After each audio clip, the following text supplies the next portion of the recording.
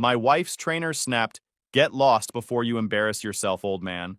She laughed, "You're too soft to fight him." I just smiled. 12 years in special forces taught me patience. By the time I finished tying my shoelaces, it was already too late.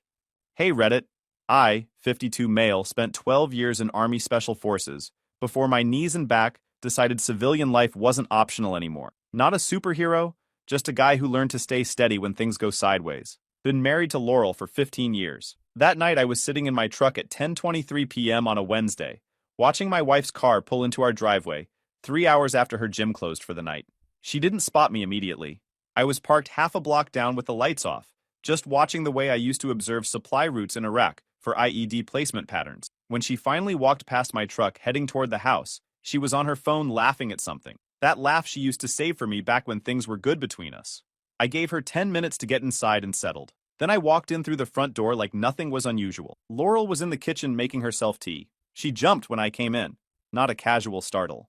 That guilty flinch you do when you know you got caught. Thought you'd be asleep by now. Couldn't sleep. How was the gym?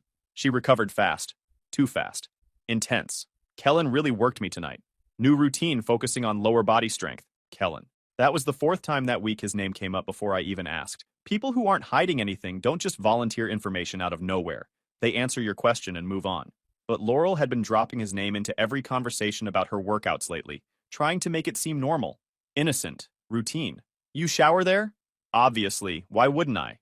Her hair was bone dry and perfectly styled. Her gym bag over her shoulder looked exactly as full as when she left. No wet towel bulk. But I didn't say any of that yet. Just asking. She relaxed. Thought she sold it. Walked past me toward the bedroom with that gym bag, like a prop in a terrible play. I stood there in the kitchen for another minute after she disappeared upstairs, counting all the small inconsistencies, logging the lies, adding them to the pile I'd been building for 2 months. I moved to Denver after my discharge. Spent 8 months figuring out what the world looked like when you weren't constantly scanning rooftops for snipers. Met Laurel at a community fundraiser a year later. She worked insurance claims back then. All crisp professional energy and sharp wit that could cut through nonsense instantly. We got married the following year. Nothing fancy, just immediate family and close friends. Bought the house in Westminster a couple years after that. Talked about kids for a while. Did the fertility specialist routine. Eventually stopped trying. Eventually stopped talking about it. Life got comfortable. I transitioned into private security work. Decent money, flexible hours. Laurel climbed the corporate ladder to senior claims manager. We had routines. Then 2 months ago, Laurel joined Apex Gym. Said she needed to feel better about herself. Get back in shape. I supported it immediately. Dropped $600 on the membership and training package without hesitation. Then Kellen walked into our marriage. Week 1. Kellen says I need way more protein. Like significantly more than I'm getting now. Week 2. Kellen thinks I should switch to morning sessions instead of evenings. Better energy levels, more effective workouts. Week 3. Kellen used to train professional athletes before he came to Apex. Guy really knows his stuff. Week 4. Kellen sent me this article about recovery methods. Really interesting. Did you read it yet? I hadn't. Still haven't. Pretty sure the article didn't exist. By week 5, her phone became permanently face down on every surface. Messages would come in at midnight. She'd glance, smile slightly, then disappear to the bathroom for 15 minutes with the door locked. That's when I started paying real attention. Laurel's gym schedule went from 3 times weekly to 7. Sessions supposedly ran 6 p.m. to 8 p.m., but she'd regularly roll in at 10:30 or later. When I asked about the extra time, she always had explanations ready. Traffic, store, colleague, always something reasonable. Never the same excuse twice. 3 weeks ago, I drove past Apex at 7:30 p.m. Her car wasn't in the lot. I circled twice to confirm. Then I called her. She answered breathless. Hey babe, just wrapping up. I sat in that parking lot for another hour. Her car never showed. When she got home at 11 p.m., she had no takeout containers, no receipts, nothing. Bank statements told the rest of the story. Coffee dates during work hours. Starbucks near Kellen's apartment complex. Twice in 1 week. Death by 1,000 small charges she thought I'd never notice. Sunday morning, Laurel announced she had a mandatory regional meeting. Full business suit. Heels. The complete professional package for a Sunday. I followed at a distance. Apex Performance Gym. She met Kellen in the parking lot at 10:18 a.m. They went inside together. His hand on her lower back.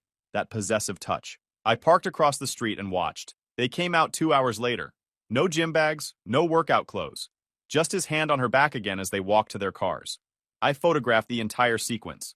Time-stamped, GPS tagged. Completely legal when you're documenting your own spouse in public. That evening, Laurel came home full of details about the meeting.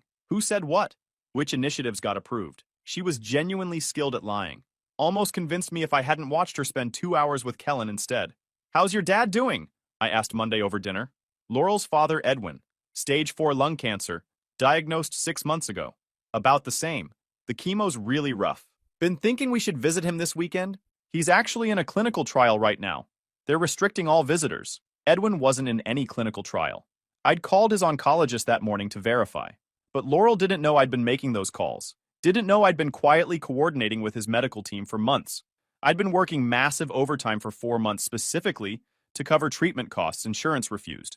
Weekend contracts, overnight shifts, holiday coverage. I'd been paying for experimental treatments, specialist consultations, better hospital rooms, everything that might improve his odds. She had zero clue I'd been quietly bankrolling her father's survival, while she spent her supposed gym time with Kellen. The rest of the week I built the case. Burner email to Apex confirmed their policy. Trainers sleeping with members meant immediate termination. Phone records showed 623 texts to Kellen in 8 weeks, most after 11 p.m. Everything backed up to 3 separate locations. Monday, I met with a divorce attorney someone from my old unit recommended. Brought photos, phone records, bank statements. Laid out the entire situation without emotion. Colorado's no fault, so the court doesn't hand out cheater penalties, she said, reviewing my documentation. But your evidence matters for negotiations, and if any marital money went to this guy, that's a real argument. Also, people get real cooperative when they know you can prove things. This evidence is very strong. How fast can we move? I can have preliminary papers ready by Friday. Do it! Friday afternoon, Laurel texted she'd be at the gym late. Kellen wanted an extra session to work on some technique issues, probably back around 10:30. I texted back, no problem, handle your business. Then I drove to Apex and bought a day pass. I walked into Apex at exactly 7 p.m., wearing jeans, work boots, and a plain black shirt. Not standard gym attire, but I wasn't there to work out. The evening crowd was thick. Office workers on treadmills, college kids at the free weights, personal trainers doing hands-on form corrections that lasted slightly too long. That's when I spotted them. Kellen was in the weights section with Laurel. Not some random client. My wife. She was laughing at something he said while he stood way too close, his hand resting on her hip like he owned the place, like he owned her. She looked up at him with that smile I hadn't seen directed at me in months. Interesting. Very interesting. I walked over slowly, controlled. Let them see me coming. Laurel spotted me first. Her face went through about 6 emotions in 2 seconds before landing on defiance. Not guilt. Not shame. Defiance. That told me everything I needed to know about where her loyalty actually lived. Soren, what are you doing here? Thought I'd check out the facility, see what all the fuss was about. I looked at Kellen. This the guy who's been working you out every night?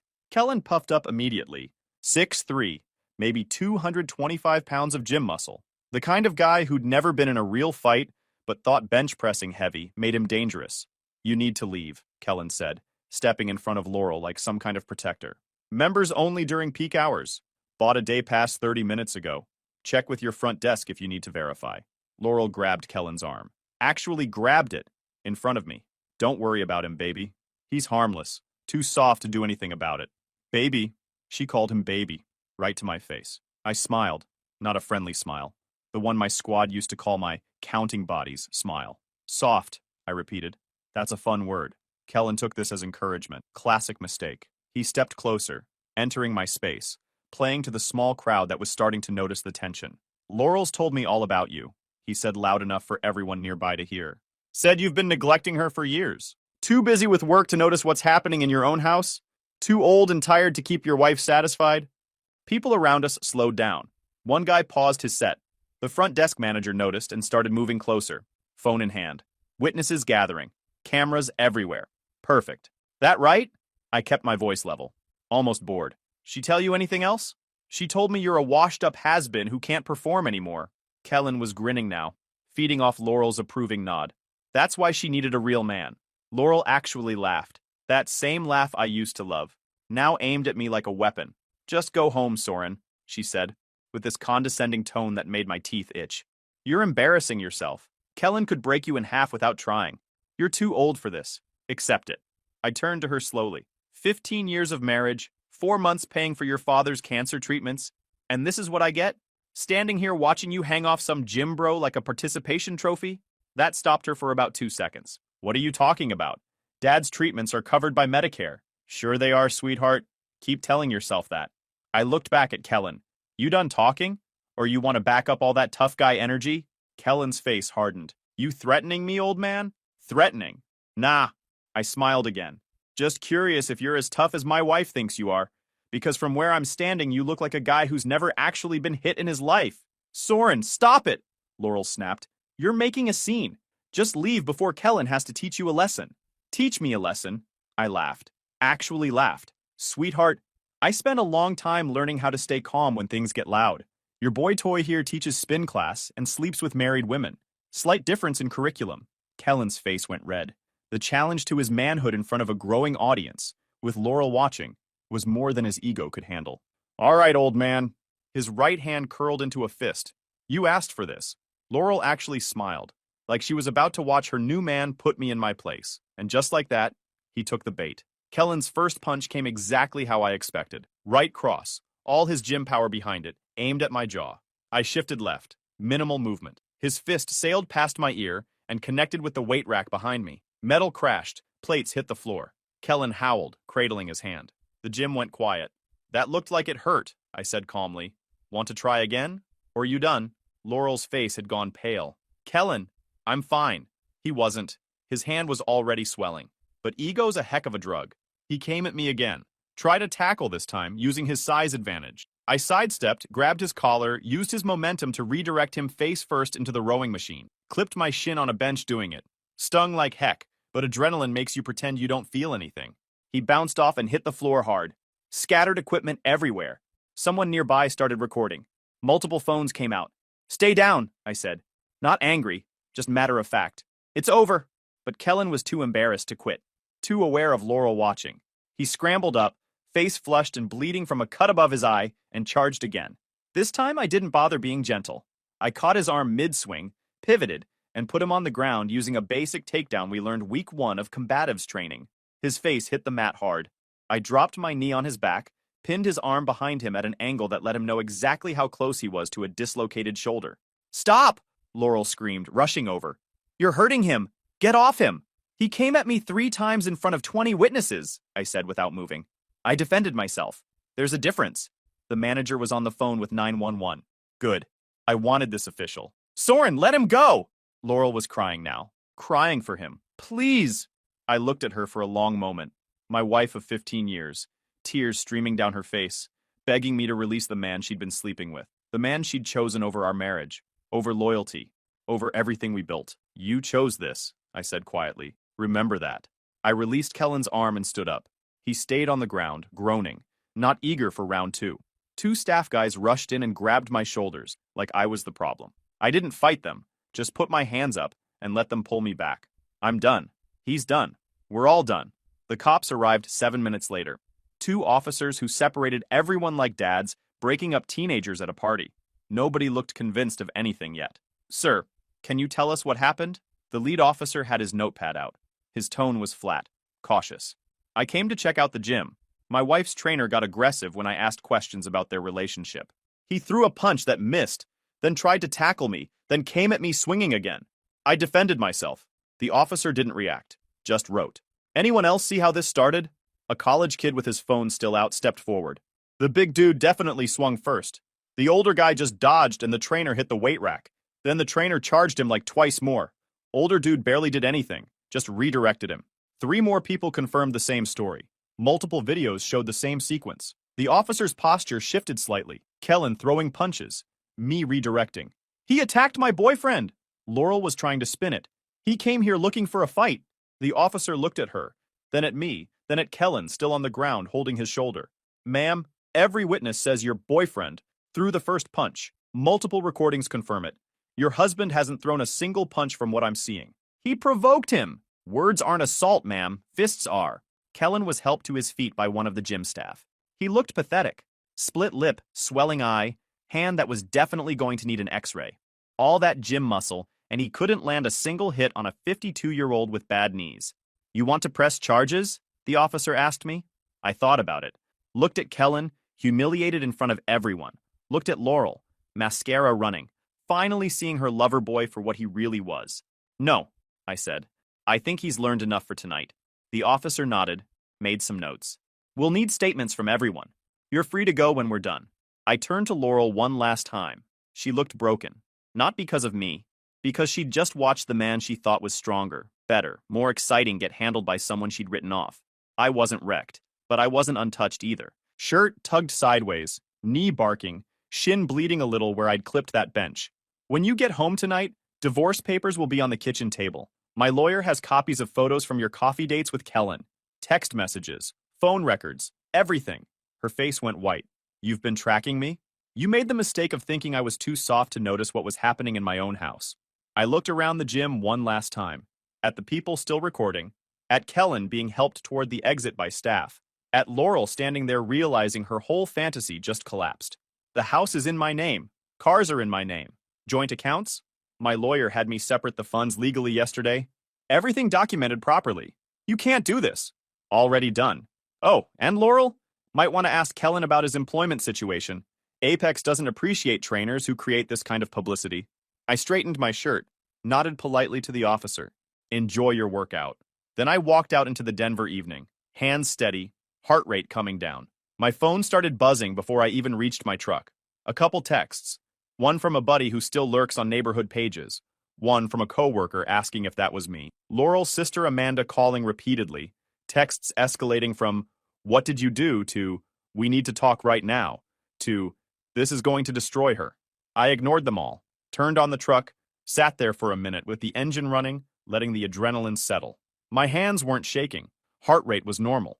No second thoughts. No regret. Just this weird sense of relief, like I'd been carrying something heavy for months and finally put it down. Drove to a diner on the north side, one of those 24-hour places with worn booths and coffee that's been sitting on the burner since morning. Ordered pie and coffee from a waitress who looked like she'd seen everything twice. Sat in a corner booth watching the sun set over the front range while my old life burned down behind me. By the time pie hit the table, a few more texts had come in. The clip wasn't internet famous, just famous enough to crawl into the wrong group chat. The waitress came back, refilled my cup without asking. Rough day? Best day I've had in months, I told her honestly. She laughed, thinking I was being sarcastic. I wasn't. By the time I got home around 9 p.m., Laurel's car was gone from the driveway. She'd come back while I was at the diner, grabbed some clothes in obvious hurry based on the open dresser drawers, left most of her stuff everywhere. Probably went straight to Amanda's place to cry and rehearse some version where she was somehow the victim, where I'd overreacted, where this wasn't really her fault because I'd been working too much, or been too distant, or whatever excuse would stick. The divorce papers were still on the kitchen table exactly where I'd left them, completely untouched. She'd seen them and ran rather than face what she'd done. I poured another coffee, went out to the back deck, sat in the darkness watching lights come on across Westminster, neighbors settling in for normal Friday evenings. Dinner, TV, homework, bedtime routines? Normal life. None of them had any clue that the quiet guy 4 houses down had just demolished 2 lives in one calculated strike. Felt good. Felt right. Felt like I'd finally done something instead of just absorbing damage and staying quiet. My phone buzzed. Text from Laurel. We need to talk about this. You can't just throw away 15 years. Deleted without responding. Another arrived 30 seconds later. Please, I made a mistake. We can work through this. We can fix this. Deleted. Third message. Soren, please answer me. I love you. This doesn't have to end our marriage. It already had. I blocked her number. Blocked Amanda's for good measure since she'd be running interference. Then I opened my laptop, checked email. My attorney had sent the settlement documents right on schedule. The evidence didn't win me bonus points in court. No fault means the judge doesn't care why it ended. But people get cooperative when they know you can prove what you're saying. I signed them digitally. Sent them back.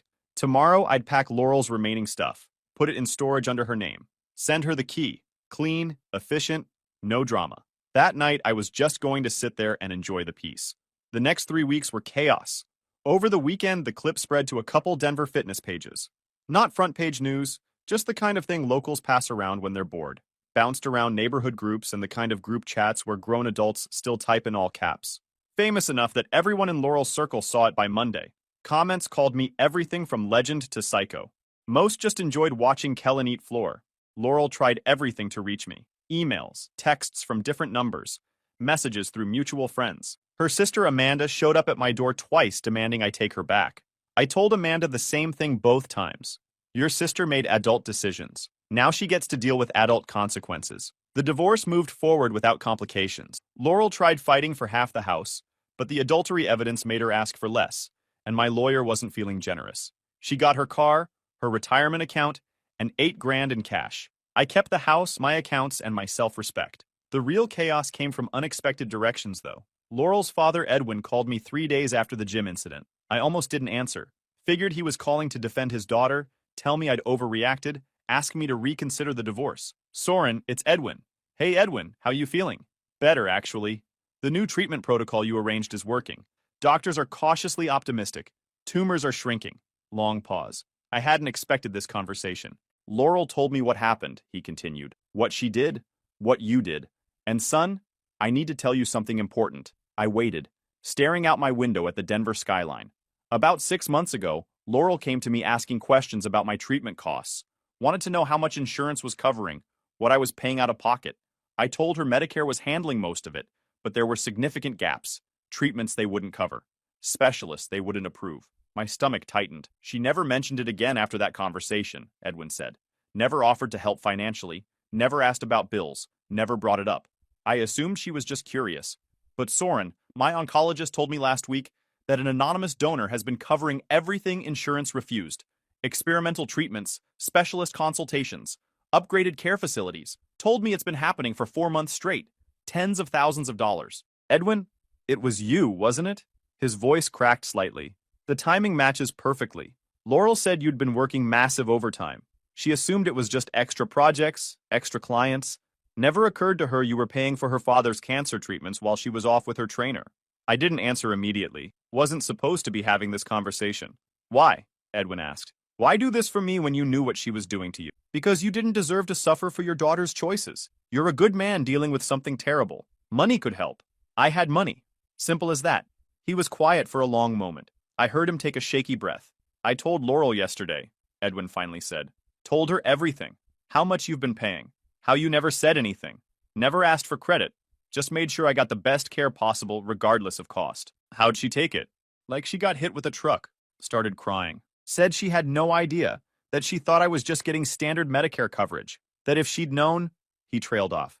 I told her if you'd known doesn't change anything. Told her she threw away the best man she was ever going to find for some gym trainer who bailed on her the second things got complicated. You didn't need to do that. Yes, I did. She needed to understand what she destroyed. You weren't just a good husband. You were quietly saving her father's life while she betrayed you. That's not something you come back from. We talked for another 20 minutes. Edwin thanked me repeatedly, voice breaking multiple times. I told him to focus on recovery, not his daughter's disaster. Told him the treatments were working and that's all that mattered. After we hung up, I sat there thinking about unintended consequences. I'd paid for Edwin's treatments because it was the right thing to do. Never thought about using it as leverage or ammunition. Never wanted him to know it came from me. But now, Laurel knew. And according to Edwin, that knowledge was tearing her apart from the inside out. Kellen's situation was entirely different and way worse for him. Apex fired him the next morning. Liability. Corporate made the call before the gym even opened. The personal training world is smaller than people think, and nobody wanted to hire the guy who got handled by a middle-aged client in footage that was still circulating. He tried going independent, posting about starting his own business. The comment section turned every ad into a highlight reel of him eating floor. His Instagram went from 22,000 followers to maybe 1,200. Mostly people still there to roast him. Part of me felt bad for about 30 seconds. Then I remembered the look on his face when he thought he was about to put the old man in his place. The bad feeling went away real quick. Laurel's life fell apart in slower, more systematic ways. Everyone at her job found out about the affair within 2 days. The gym videos identified her by name. Her colleagues saw everything, including her crying over Kellen while I stood there without a scratch. Water cooler conversations stopped when she walked by. People who used to have lunch with her suddenly had other plans.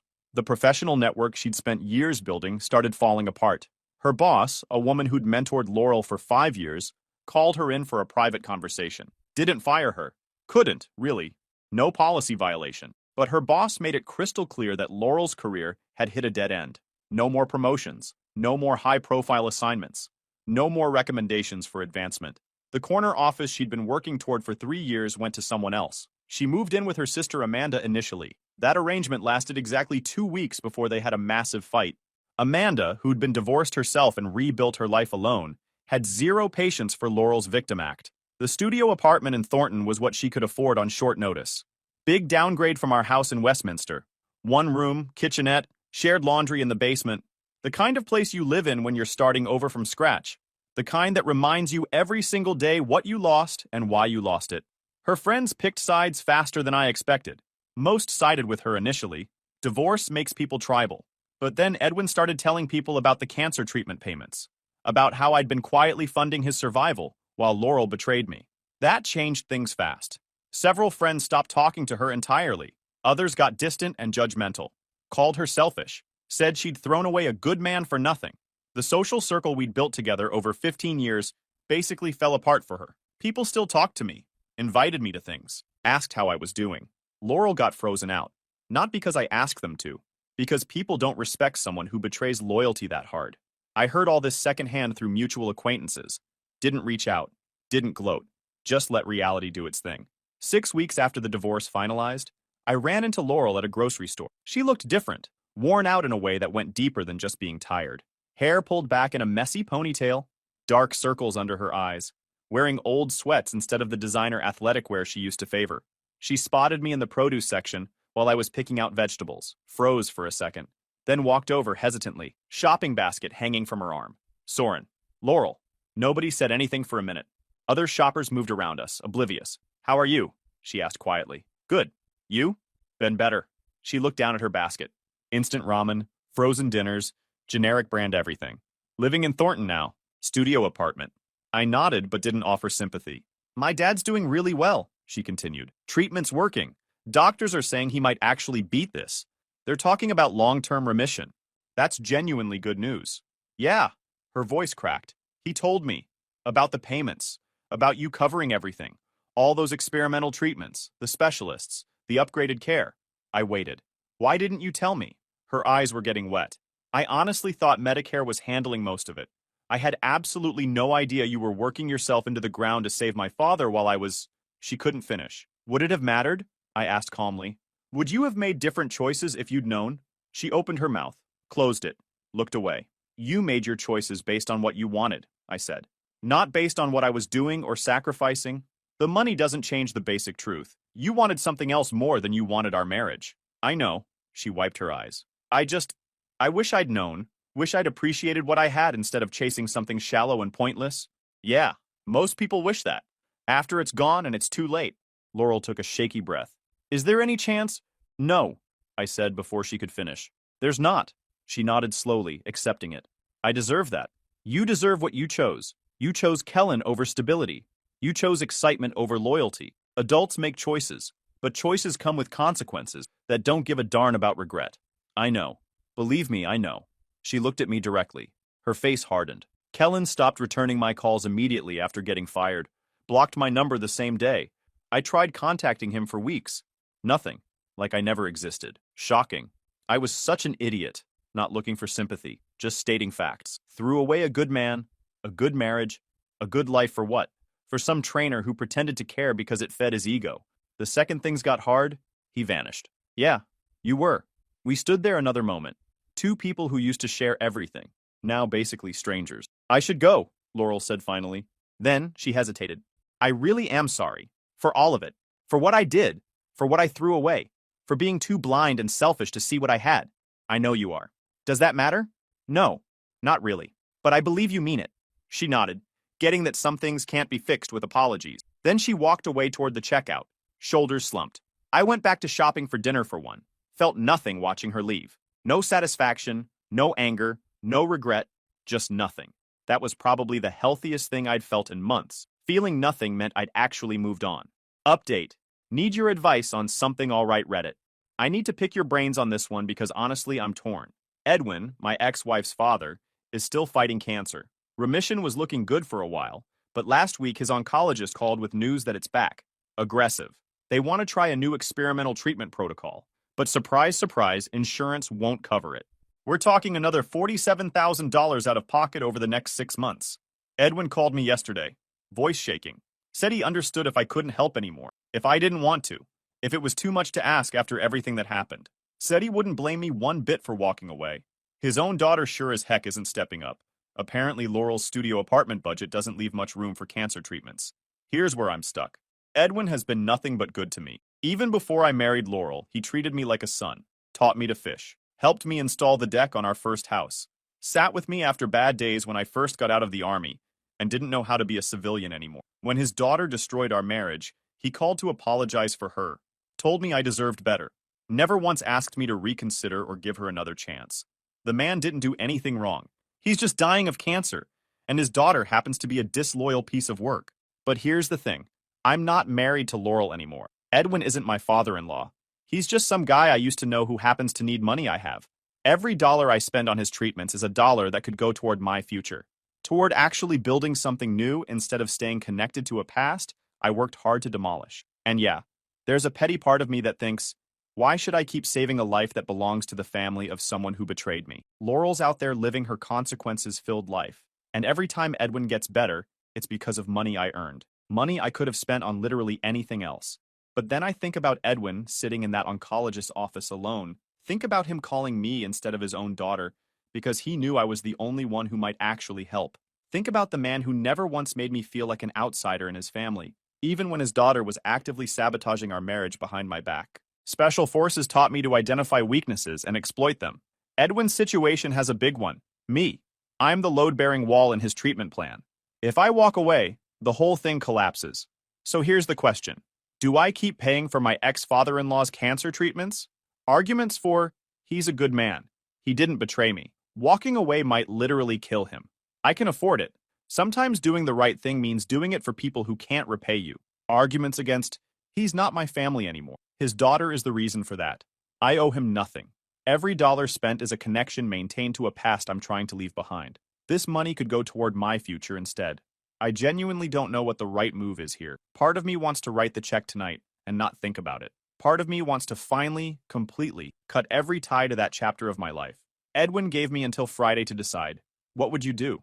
Guys, we are so close to hit 100,000 subscribers on this channel. If you are not subscribed to the channel, please consider subscribing. It really helps hit that 100,000 mark.